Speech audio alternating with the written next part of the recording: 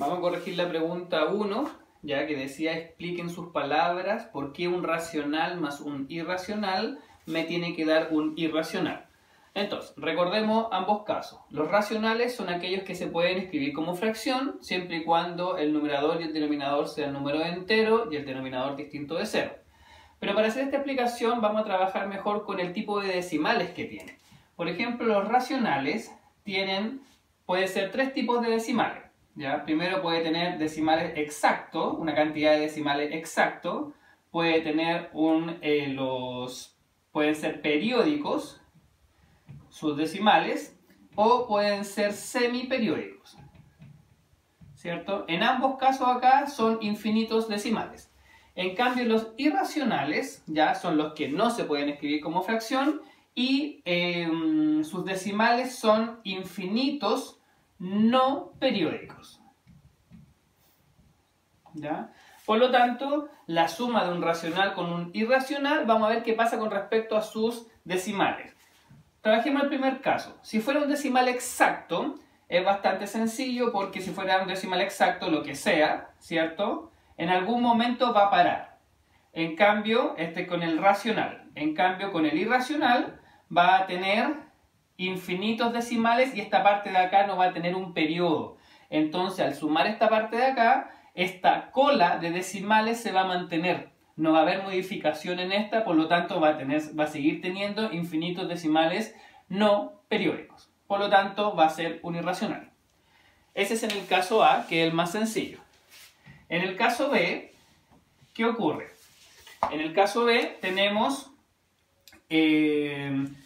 un racional periódico, por lo tanto todos sus decimales son el mismo o tienen un cierto periodo que se repiten. No sé, ABC, ABC, ABC y así sucesivamente. En cambio el de acá sigue sin tener un periodo, ¿ya? Puede tener un patrón, ojo que muchos ocuparon la palabra patrón, lo vamos a corregir más adelante. Pero siempre va a ser distinto. Y al sumarlo con algo periódico, jamás, o sea, se va a alterar ese patrón, pero va a seguir teniendo infinitos decimales no periódicos, ¿ya? O sea, va a seguir siendo un irracional, ¿cierto? Y en el caso C es similar, solamente que en algún momento acá va a tener no va a tener un periodo, ¿cierto? Por algo va a ser semiperiódico, va a tener otro término hasta una cierta parte y luego va a empezar el periodo. Y se va a comportar de la misma manera anterior, por lo tanto, esos que se repiten de alguna forma con unos decimales que no tienen un orden, a lo más tienen un patrón, pero que jamás se repite, sus decimales en alguna parte van a empezar a ser infinitos decimales no periódicos. Por lo tanto, hay una explicación en palabras y ocupando el término de los decimales, por qué un racional más un irracional me da un irracional.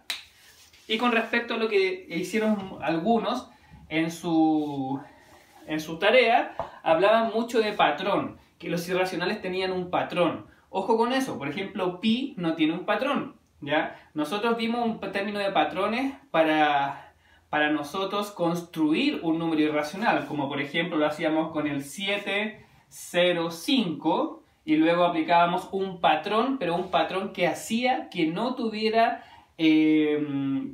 infinitos decimales no periódicos. Por ejemplo, 005, entonces nosotros estamos haciendo el siguiente patrón de agregarle un 0. 0005, ¿cierto? Luego 00005 y si continúa con este patrón que es aumentarle un 0 entre cada 5, estamos obligando a que este número va a ser irracional. Pero no todos los irracionales tienen un patrón. Lo importante de los irracionales es que tiene infinitos decimales no periódicos.